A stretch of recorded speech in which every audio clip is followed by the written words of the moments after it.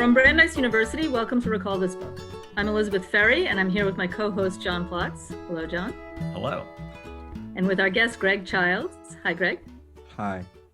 Greg is from the Brandeis History Department, and he's here to talk with us about why and how words matter in the conversations around the attack on the Capitol of January 6th and other public mobilizations of the far right.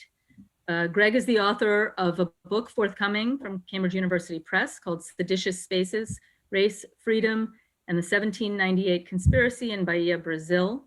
The book focuses on an anti-racist artisans movement in Bahia, with particular emphasis on the organization and promotion of the movement in the city's public and private spaces. He's an expert in thinking about concepts of revolution, sedition, insurrection, and so on in the context of the Americas as a whole.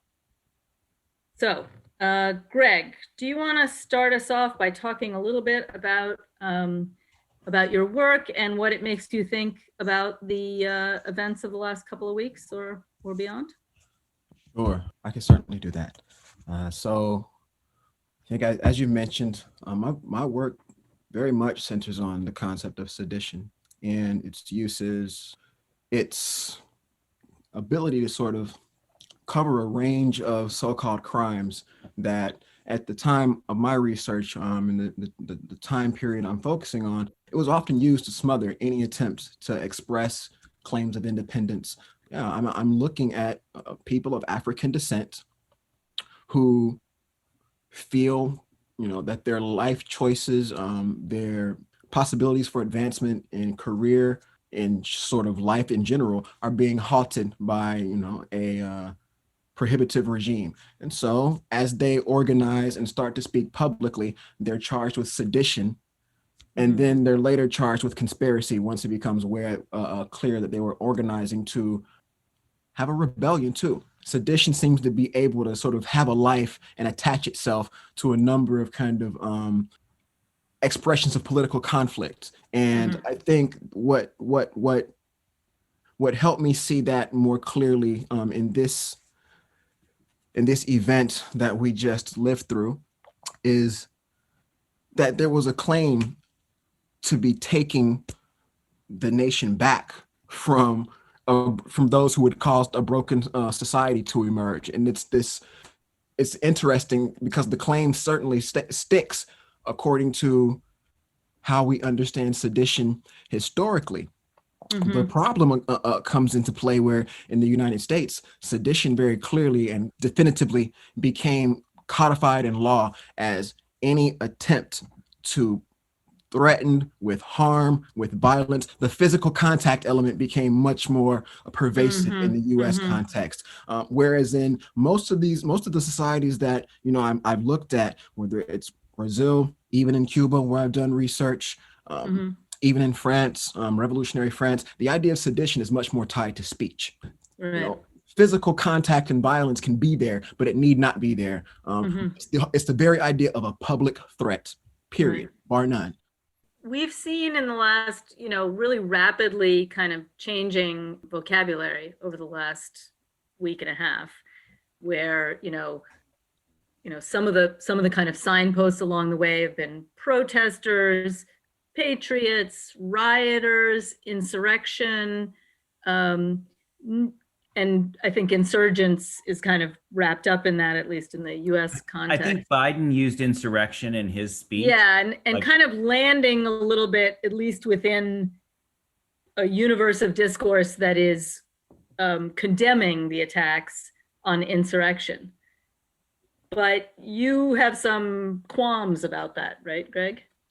Well, it's primarily that concepts have historical life. And I think what is starting to be forgotten is how much insurrection was typically associated with, particularly in colonial eras and in areas that are still under sort of imperial rule or imperial design. Insurrection is normally levied at people who are trying to transform a society, not people who are trying to maintain a social order. Right. It's understood as people who operate without the strong support of the organs and institutions of the government, not those who, even if they're losing a presidency, have all the other institutions of disciplinary action, of legal power at their disposal. It's something that I think is, we need to think more about what people have at their disposal in terms of state power, access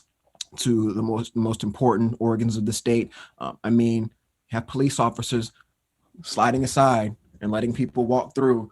You have, police officers in other instances putting their necks on young black men. So you have the organs of the state clearly in your control. They're clearly aligned with you. No matter if you're losing this presidency at local levels, people will still go back to worlds and states and cities where the regime is very Trump-like.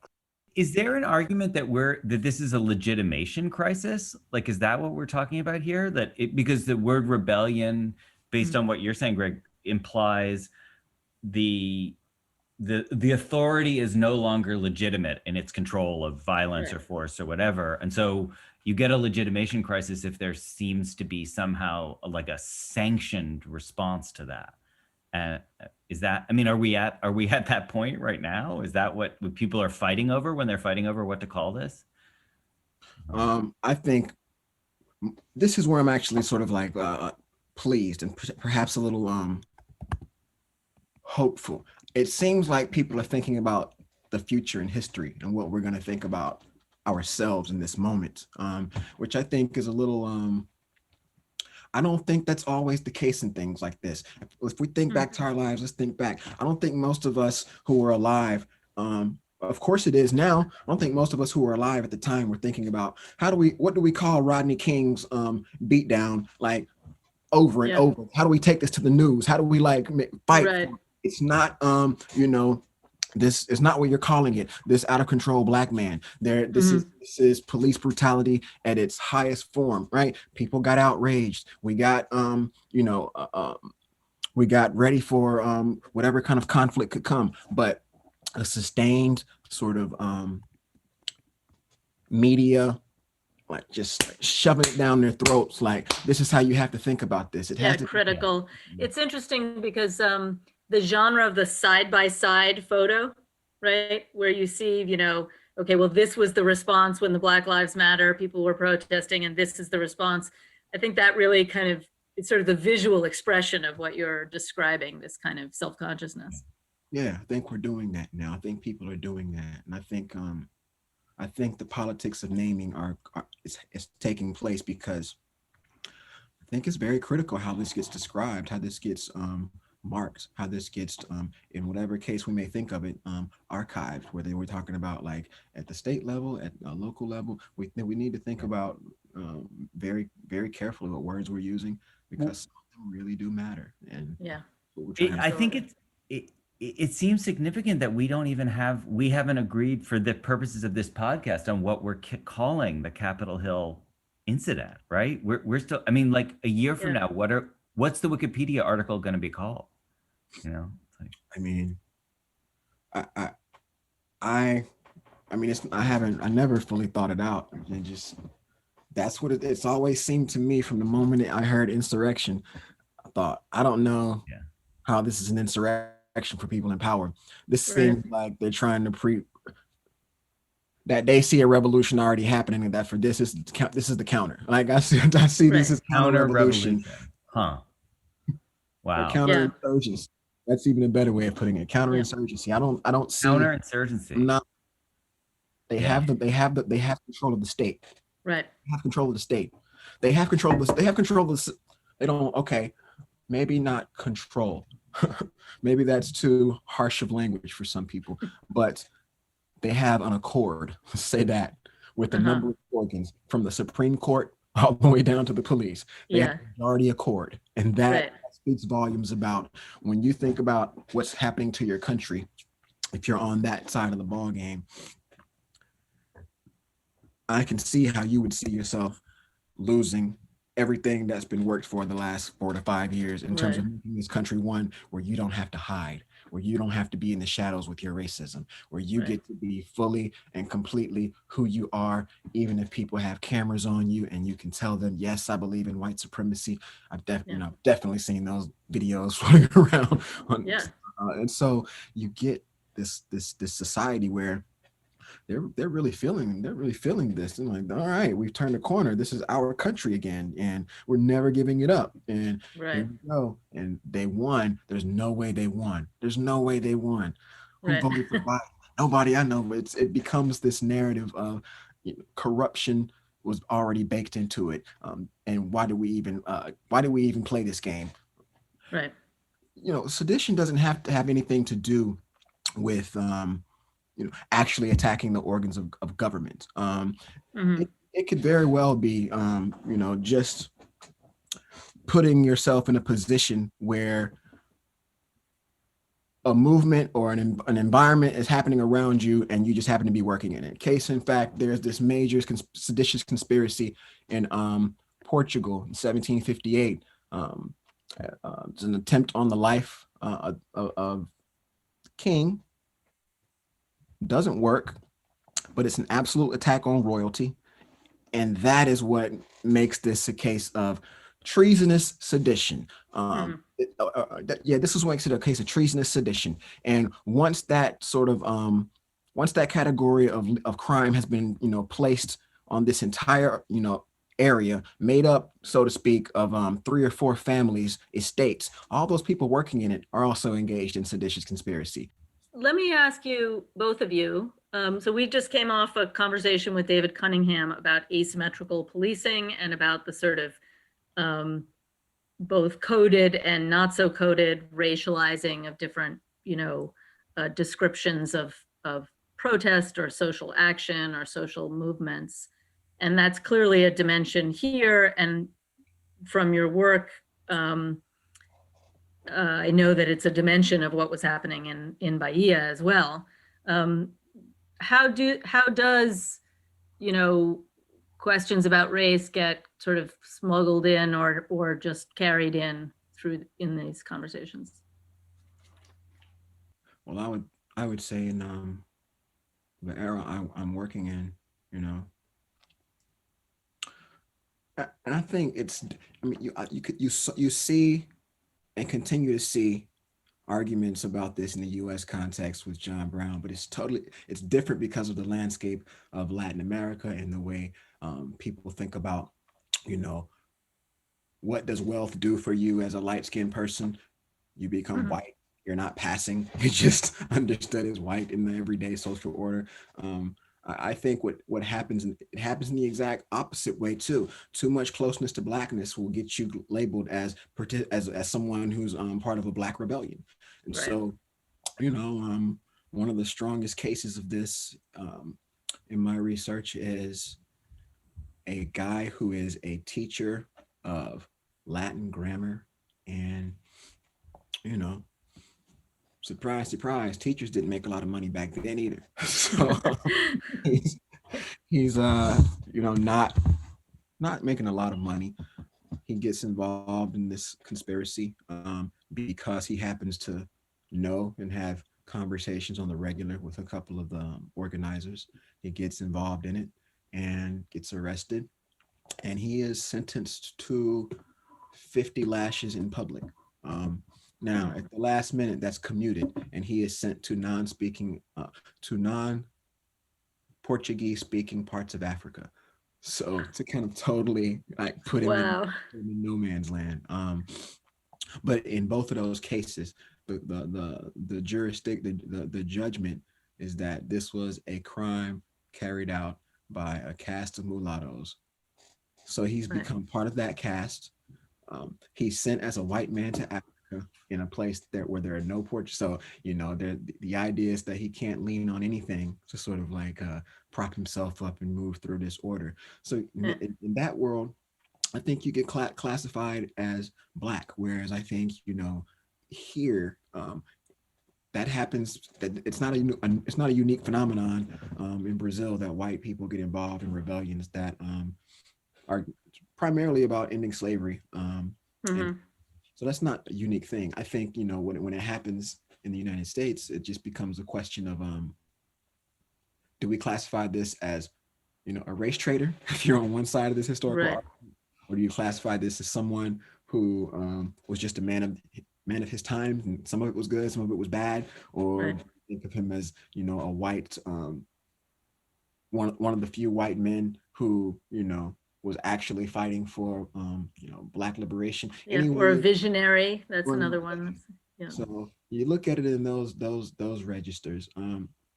But if we take this to like current situations, right, from Charlottesville to the Capitol, there isn't a narrative afterwards of these white people all of a sudden being black. They continue to be white, and I think that's very interesting. That you can participate in such actions and not really lose the prerogatives of whiteness, even if you're so-called publicly shamed. Right. Because you and I were, when we were talking before, you were mentioning Hannah Arendt on revolution, and I was thinking about that a lot too. And I was going to ask you how you think about this distinction that she makes between, in her mind, the kind of valorized political revolution versus the dangers of a social revolution.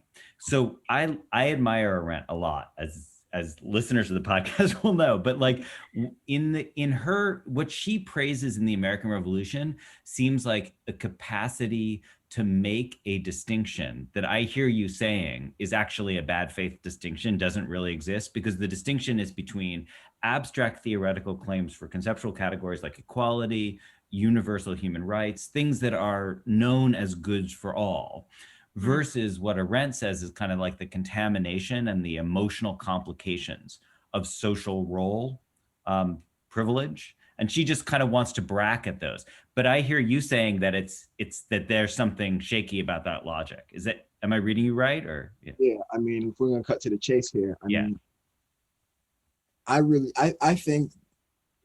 I think her problem with, in terms of the social and the political, is that she refuses to see that any of these lofty concepts are all concepts about controlling the bare rights of life. That if the social is just about people working and toiling, and they never rise to the level of thought. It's more a question of this is the result of a conflict over who gets to distribute and control rights. And at that level, they're really, she's bracketed something in the interest of making you forget the hinge that holds it together. And the hinge that holds that bracket together is none of this is possible without a conflict over who controls access and to rights, who controls access to using them and distributing them. And when we start to talk about making laws and creating police, it's about making a social order work so that the distribution of goods, of the generation of wealth, all of that operates smoothly. So, she has an idea of what, is, I think her, and you can take this all the way, I think, even to J.G.A. Pocock, and his arguments in his book, the Machiavellian moment.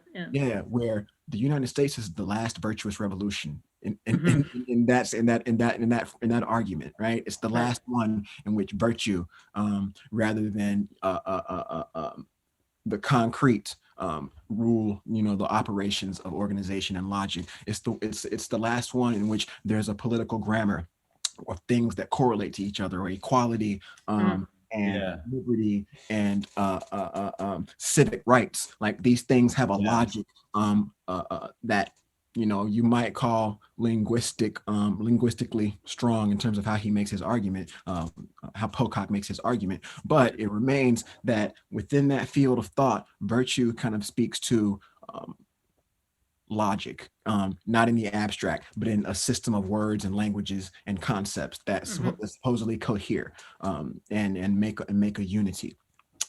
And I think the social revolution seems messy, and that's why it needs to be bracketed off. But that for me, it really hinges on the fact that this is a conflict over who controls access and distribution of rights.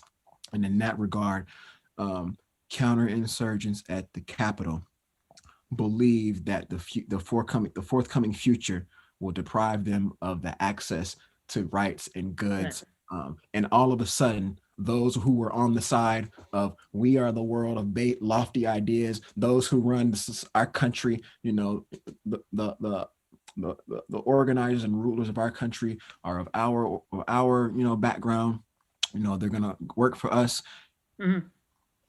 And I think now it's more than ever. I think because of the way the right feels about race, I don't think people really understand how stubborn that commitment to Mhm. if the only thing I have that's better than you is my whiteness. I'm gonna hold on to it. Right, right. It's the whiteness as property kind of. And Yeah, it's like we had it. right. I don't think we think enough about like how these people are feeling right now. We had it. Yeah, We had it in our hands. We thought we were gonna get another 4 years. I think some of these people thought this was gonna be a new Jacksonian era where right, Trump creates a system and begin right. to appoint new the new head of state.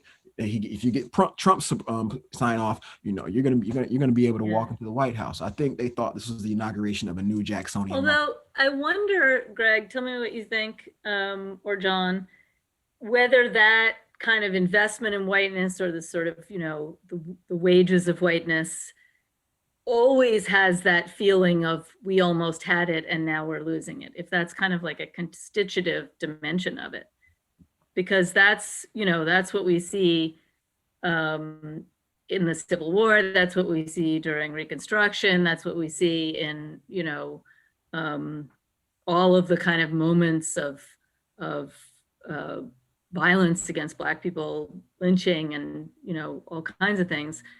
That's kind of like in the weave of it, right?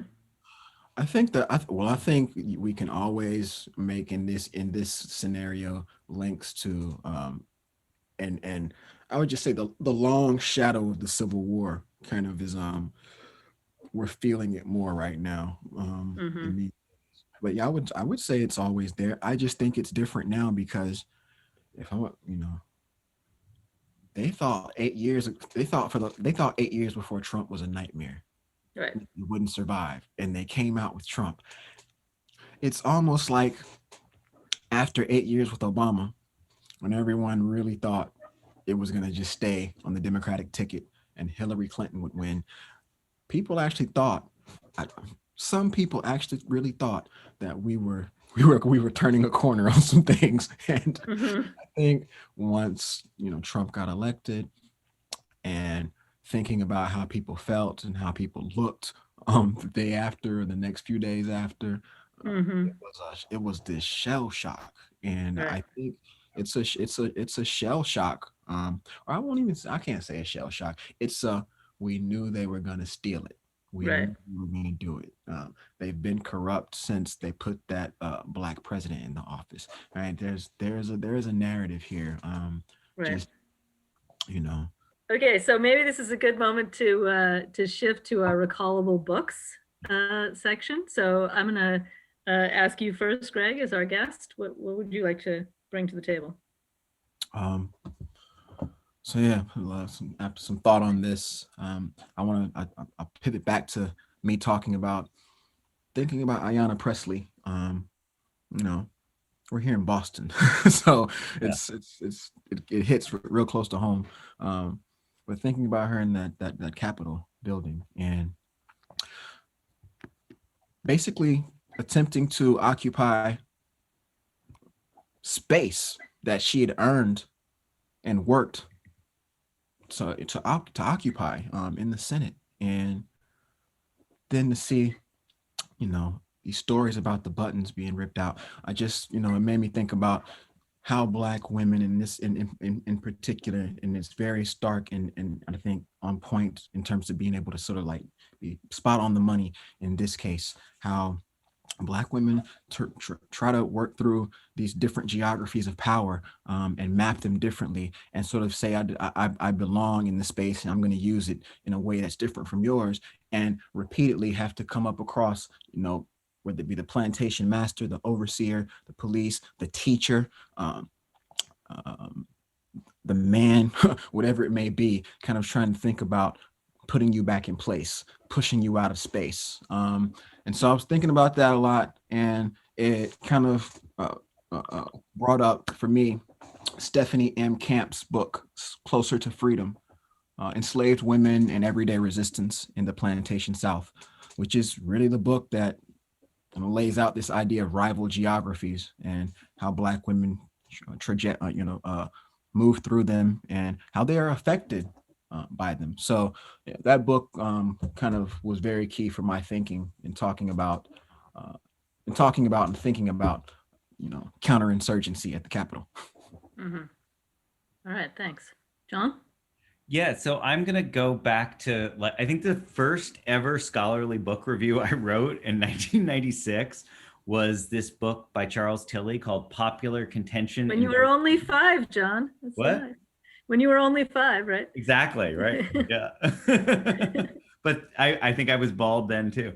So it's called Popular Contention in Great Britain, 1758 to 1834. And I admit that sounds like a snooze of a title, but this is before the days of digital humanities. But Tilly and I think a team of researchers did something really amazing, which is they looked at the verb subject object combinations that different newspapers used to describe different kinds of uprising and discontent.